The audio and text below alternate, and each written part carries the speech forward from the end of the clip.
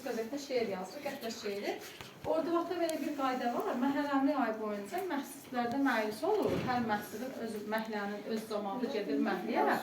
Orada məclisdən sonra cavanlara çay paylanır cəmaata. Və Məmməd Səid Ordubadi şeirin yazandan sonra, çatalmandan sonra onu kafir adlandırır və məhsisə gedir, onu məhsisə buraxmırlar.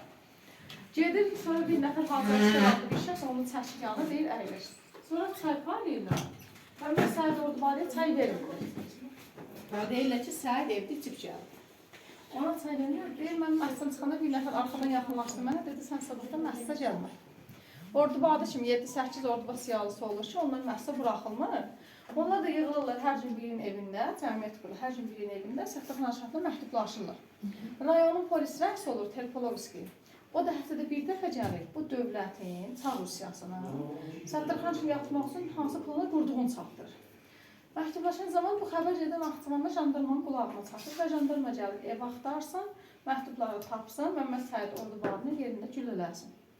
Jandarma ilə birlikdə Terpolovski də gəlir və Məmməd Səid Ordubadi Terpolovski qaşıcı işarəsidir, sandığı göstərir. Terpolovski oturur sandığın üzərində və jandarma deyir, evi yaxşı axtarır. Jandarma evinə qədər axtarsın ki, məktubları tapa bilmirlər və çıxıb gedir.